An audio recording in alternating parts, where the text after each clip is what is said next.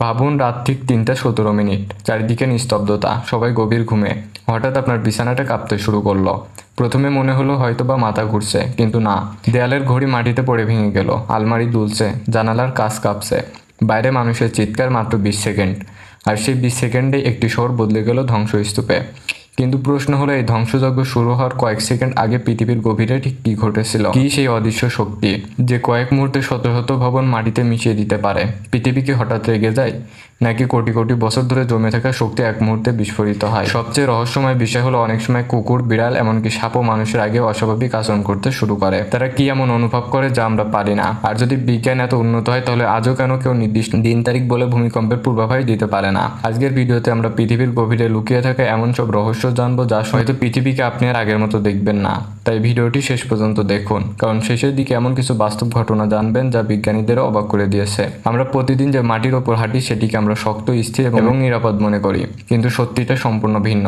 আমাদের পায়ের নিচের এই পৃথিবী কখনোই পুরোপুরি শান্ত নয়। এই মুহূর্তেও পৃথিবীর কোথাও না কোথাও ছোট বা বড় একটি ভূমিকম্প হচ্ছে। অনেকগুলো এতই ক্ষুদ্র যে মানুষ টেরই পায় না, আবার কিছু এত শক্তিশালী হয় যে কয়েক মিনিটে হাজার হাজার মানুষের জীবন বদলে যায়। কেন পৃথিবী বারবার কেঁপে ওঠে? এর উত্তর জানতে হলে আমাদের পৃথিবীর পৃষ্ঠ থেকে হাজার হাজার কিলোমিটার নিচে যেতে হবে, যেখানে মানুষের কোনো চোখ কখনো পৌঁছায়নি। বিজ্ঞানীরা বলেন, পৃথিবীর ভেতরে এমন এক উত্তপ্ত জগৎ রয়েছে যেখানে তাপমাত্রা সূর্যের পৃষ্ঠের কাছাকাছি পৌঁছে যায়, আর সেখান থেকেই শুরু হয় এক বিশাল শক্তির খেলা। হাজার হাজার বছর আগে মানুষ ভূমিকম্পের বৈজ্ঞানিক কারণ জানতো না। তখন তারা বিশ্বাস করত পৃথিবীকে কোনো বিশাল প্রাণী নিজের কাঁধে বহন করছে। জাপানে বিশ্বাস করা হতো একটি বিশাল ক্যাটফিশ নড়ে উঠলে ভূমিকম্প হয়। ভারতের কিছু প্রাচীন কাহিনীতে বলা হয়েছে পৃথিবী বিশাল হাতির উপর দাঁড়িয়ে আছে, হাতি নড়লেই মাটি কেঁপে ওঠে। গ্রীষ্মে অনেকে ভাবতো সমুদ্রের দেবতা রাগ করলে পৃথিবী কাঁপে। এসব গল্প আজ আমাদের কাছে কল্পনা মনে হলেও একটা বিষয় স্পষ্ট: ভূমিকম্প সবসময় মানুষের কাছে রহস্য ছিল, আর সেই রহস্যের উত্তর খুঁজতে মানুষ শত শত বছর ধরে চেষ্টা করে এসেছে। ধরুন আপনি অফিসে কাজ করছেন, হঠাৎ পুরো ভবন দুলতে শুরু করলো। কেউ বুঝে ওঠার আগেই ছাদ ভেঙে পড়লো, বিদ্যুৎ চলে গেল, মোবাইল নেটওয়ার্ক বন্ধ, রাস্তা ফেটে গেছে, চারিদিকে শুধু ধুলো আর মানুষের কান্না। এটা কোনো সিনেমার দৃশ্য নয়, বাস্তবে এমন ঘটনা পৃথিবীতে বহুবার ঘটেছে। একটি শক্তিশালী ভূমিকম্প মাত্র কয়েক সেকেন্ডে এমন ক্ষতি করতে পারে যা পুনর্গঠন করতে বছরের পর বছর লেগে যায়। কিন্তু আশ্চর্যের বিষয় হলো, এই বিশাল ধ্বংসের শুরু হয় এমন একটি প্রক্রিয়া থেকে যা মানুষের চোখে দেখা যায় না।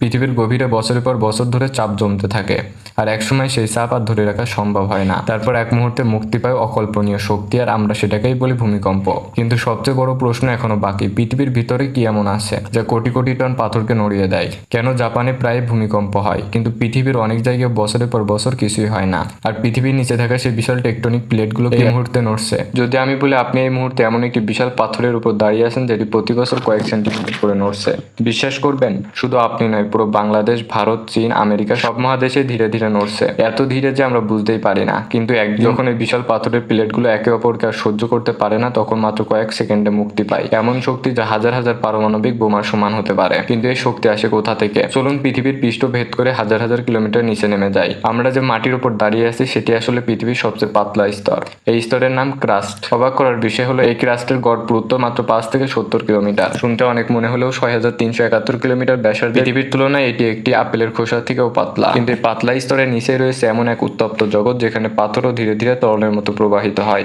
এই স্তরটির নাম ম্যান্টল। এর তাপমাত্রা প্রায় ১০০০ থেকে ৪০০০ ডিগ্রি সেলসিয়াস পর্যন্ত হতে পারে। এর আরো গভীরে রয়েছে বাইরের কোর, যেখানে গলিত লোহা ও নিকেল ঘুরছে, আর একেবারে কেন্দ্রে রয়েছে কঠিন অভ্যন্তরীণ কোর। এর তাপমাত্রা প্রায় ৫৫০০ ডিগ্রি সেলসিয়াস, যা সূর্যের পৃষ্ঠের তাপমাত্রার কাছাকাছি। আমাদের পায়ের নিচে যেন একটি বিশাল অগ্নিগর্ভ পৃথিবীতে লুকিয়ে আছে। পৃথিবীর বাইরের স্তরটি একটানা নয়, এটি অনেকগুলো বিশাল পাথরের টুকরো দিয়ে তৈরি।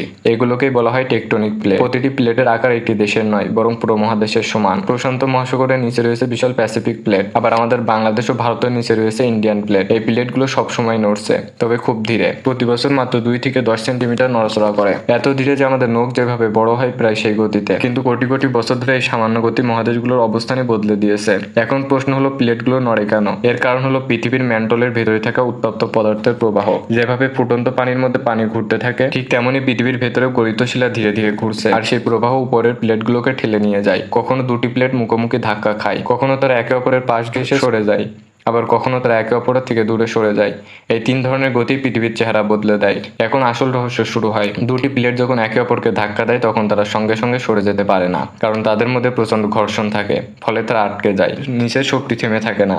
বছরের পর বছর, দশকের পর দশক, কখনো শত বছর পর্যন্ত চাপ জমতেই থাকে।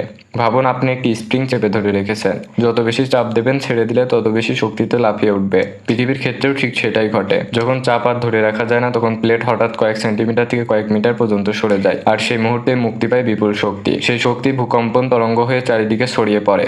আমরা সেটাকে অনুভব করি ভূমিকম্প। অনেকে ভাবেন মাত্র কয়েক মিটার সরে গেলে এত ক্ষতি কিভাবে হয়, কারণ বিষয়টি দূরত্ব নয়, শক্তি। একটি শক্তিশালী ভূমিকম্পে কয়েকশো বছরে জমে থাকা শক্তি মাত্র কয়েক সেকেন্ডে মুক্তি পায়। এই কারণে বিশাল ভবন ও কাগজের ঘরের মতো ভেঙে পড়তে পারে, সেতু বাঁকতে পারে, রাস্তা ফেটে যেতে পারে, আর সমুদ্রের তলদেশে এই ঘটনা ঘটলে সৃষ্টি হতে পারে ভয়ঙ্কর সুনামি। কিন্তু পৃথিবীতে এমন কিছু জায়গা আছে যেখানে বড় ভূমিকম্প যেন নিয়মিত অতিথি। কেন জাপান, ইন্দোনেশিয়া, চিলি আর তুরস্কে বারবার কেঁপে ওঠে? কেন পৃথিবীর সবচেয়ে ভয়ঙ্কর ভূমিকম্পগুলোর বেশিরভাগই একই অঞ্চলে ঘটে? যদি আমি বলি পৃথিবীতে এমন জায়গা আছে যেখানে প্রায় 90% ভূমিকম্প ঘটে, আর বিশ্বের সবচেয়ে শক্তিশালী ভূমিকম্পগুলোর বেশিরভাগই এখানে জন্ম নেয়। বিজ্ঞানীরা এই অঞ্চলকে বলে রিং অফ ফায়ার। নাম শুনলে মনে হয় আগুনের কোনো বৃত্ত, কিন্তু বাস্তবে এটি আগুনের নয়, বরং মৃত্যুর আর ধ্বংসের এক অদৃশ্য বৃত্ত। এই বৃত্তের ভেতরে বসবাস করে প্রায় 50 কোটিরও বেশি মানুষ। তারা জানে আজ নয়তো কাল আবারও কেঁপে উঠবে তাদের পৃথিবী। কিন্তু কেন? কেন পৃথিবীর এই অঞ্চলটি এত অস্থির? চলুন এবার সেই রহস্যের পর্দা সরানো যাক। প্রশান্ত মহাসাগরকে ঘিরে রয়েছে একটি বিশাল ভূতাত্ত্বিক অঞ্চল। এর দৈর্ঘ্য প্রায় 40,000 কিলোমিটার। এই অঞ্চলটি Japan, Indonesia, Philippine, New Zealand, Alaska, Canada, যুক্তরাষ্ট্র, মেক্সিকো, পেরু এবং চিলির পাশ দিয়ে বিস্তৃত। এখানেই রয়েছে পৃথিবীর প্রায় 75% সক্রিয় আগ্নেয়গিরি, এবং এখানেই ঘটে পৃথিবীর প্রায় 90% ভূমিকম্প। এর কারণ খুবই সহজ। এই পুরো অঞ্চল জুড়ে অসংখ্য টেকটনিক প্লেট একে অপরকে ধাক্কা দিচ্ছে। কোথাও একটি প্লেট আরেকটি নিচে ঢুকে যাচ্ছে, আবার কোথাও তারা একে অপরের পাশ ঘেঁষে ঘষা খাচ্ছে। ফলে এখানে প্রায় সবসময় চাপ জমতে থাকে, আর যখন সেই চাপ হঠাৎ মুক্তি পায় তখন পুরো পৃথিবী কেঁপে ওঠে।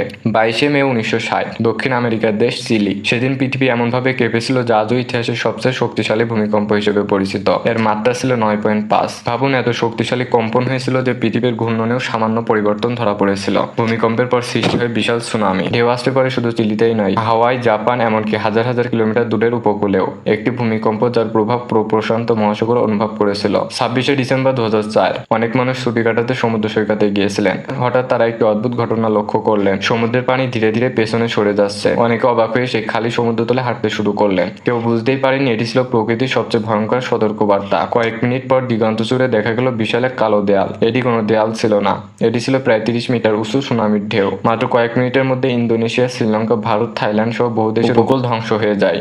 প্রায় 2,30,000-এরও বেশি মানুষ প্রাণ হারান। এটি ছিল আধুনিক ইতিহাসের অন্যতম ভয়াবহ প্রাকৃতিক দুর্যোগ। কিন্তু এইসব ঘটনার মাঝেও একটি প্রশ্ন আজও বিজ্ঞানীদের ভাবিয়ে তোলে।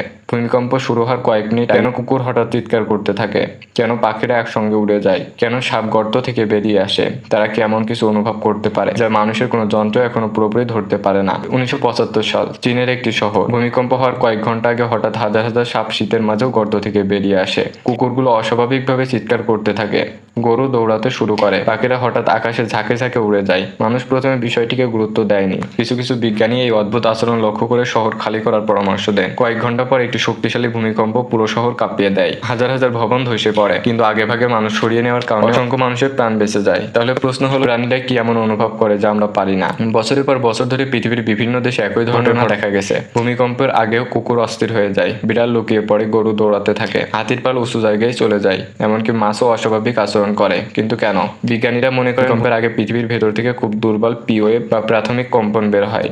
মানুষ সাধারণত এটি অনুভব করতে পারে না। কিছু কিছু প্রাণী হয়তো এই সূক্ষ্ম কম্পন বা শব্দ আগে থেকে বুঝতে পারে। আর একটি ধারণা হলো ভূমিকম্পের আগে ভূগর্ভ থেকে বিভিন্ন গ্যাস বের হয়, যা বৈদ্যুতিক পরিবর্তন ঘটে, যা প্রাণীরা অনুভব করতে পারে। তবে এখনো কোনো তত্ত্বই শতভাগ প্রমাণিত নয়। এটি এখনো বিজ্ঞানের একটি রহস্য। শুধু প্রাণী নয়, অনেক মানুষ দাবি করেছেন ভূমিকম্পের মুহূর্ত আগে আকাশে অদ্ভুত আলো দেখা যায়। এই ঘটনাকে বলা হয় আর্থকুয়েক লাইট। কখনো নীল, কখনো বেগুনি, আবার কখনো সবুজ আলোর ঝলক। বছরের পর বছর ধরে জাপান, চীন, ইতালি, মেক্সিকো এবং চিলিতে এমন ঘটনার ভিডিও ধারণ করা হয়েছে। বিজ্ঞানীরা ধারণা করেন পৃথিবীর নিচে প্রচণ্ড চাপের কারণে কিছু শিলায় বৈদ্যুতিক চার্জ তৈরি হতে পারে। সেই চার্জ বাতাসের সঙ্গে প্রতিক্রিয়া করে আলো সৃষ্টি করতে পারে। তবে এটি এখনো পুরোপুরি নিশ্চিতভাবে ব্যাখ্যা করা যায়নি। এখন প্রশ্ন আছে, এত উন্নত প্রযুক্তির যুগেও কেন বিজ্ঞানীরা বলতে পারেন না আগামী মঙ্গলবার দুপুর 2টায় ভূমিকম্প হবে? কারণ হলো ভূমিকম্প কোনো ঘড়ি মেনে চলে না। চাপ ঠিক কখন ভেঙে যাবে তা আগে থেকে নির্ভুলভাবে জানা যায় না। তবে বিজ্ঞানীরা হাল ছাড়েননি। আজ পৃথিবীর বিভিন্ন দেশে হাজার হাজার সেন্সর বসানো হয়েছে। স্যাটেলাইট দিয়ে ভূমির ক্ষুদ্র পরিবর্তন পর্যবেক্ষণ করা হচ্ছে। কৃত্রিম বুদ্ধিমত্তা বা এআই ব্যবহার করে কোটি কোটি তথ্য বিশ্লেষণ করা হচ্ছে। জাপান, মেক্সিকো, যুক্তরাষ্ট্র এমন আর্লি ওয়ার্নিং সিস্টেম রয়েছে যা ভূমিকম্প শুরু হওয়ার কয়েক সেকেন্ড আগে সতর্কবার্তা পাঠাতে পারে। শুনতে সময় খুব হলেও এই কয়েক সেকেন্ডে একটি ট্রেন থামাতে, গ্যাস লাইন বন্ধ করতে বা মানুষকে নিরাপদ স্থানে যাওয়ার সুযোগ দিতে পারে। অর্থাৎ আমরা হয়তো এখনো ভূমিকম্প থামাতে পারি না, কিন্তু এর ক্ষতি অনেকটাই কমাতে পারি। বিশ্বজুড়ে বিজ্ঞানীরা এমন শব্দ প্রায় ব্যবহার করে, দ্য বিগ ওয়ান। এটি এমন একটি সম্ভাব্য বিশাল ভূমিকম্প যা বহু বছর ধরে জমে থাকা শক্তি একসঙ্গে মুক্তি দিতে পারে। বিশেষ করে যুক্তরাষ্ট্রের স্যান অ্যান্ড্রেস ফল্ট এবং জাপানের নানকাই থ্রোয়ের মতো এলাকাগুলোতে বিজ্ঞানীরা নিবিড়ভাবে পর্যবেক্ষণ করছেন। এর মানে এই নয় যে আগামীকালই এমন ভূমিকম্প হবে, বরং এর অর্থ হলো এই এলাকাগুলোতে বড় ভূমিকম্প হওয়ার ভূতাত্ত্বিক সম্ভাবনা রয়েছে। তাই বিজ্ঞানীরা প্রস্তুতি ও গবেষণা চালিয়ে যাচ্ছেন। পৃথিবী আমাদের বাড়ি, কিন্তু এই বাড়ি কখনো পুরোপুরি স্থির নয়। প্রতিদিন প্রতিটি মুহূর্তে আমাদের পায়ের নিচে ধীরে ধীরে নড়ছে বিশাল টেকটনিক প্লেট। বেশিরভাগ সময় আমরা তা বুঝতে পারি না, কিন্তু কখনো কখনো পৃথিবী তার অসীম শক্তির একটি ছোট অংশ আমাদের সামনে প্রকাশ করে। ভূমিকম্প আমাদের মনে করিয়ে দেয় প্রকৃতির সামনে মানুষ যতই উন্নত হোক, আমরা এখনো অনেক রহস্যের উত্তর খুঁজে চলেছি। হয়তো একদিন বিজ্ঞানীরা এই রহস্যের সব উত্তর খুঁজে পাবে, কিন্তু ততদিন পর্যন্ত জ্ঞান, সচেতনতা এবং প্রস্তুতি আমাদের সবচেয়ে বড় শক্তি। যদি ভিডিওটি আপনার ভালো লেগে থাকে তাহলে একটি লাইক দিন, চ্যানেলটি সাবস্ক্রাইব করুন এবং কমেন্ট করে জানান পরবর্তী কোন রহস্য নিয়ে ভিডিও দেখতে চান।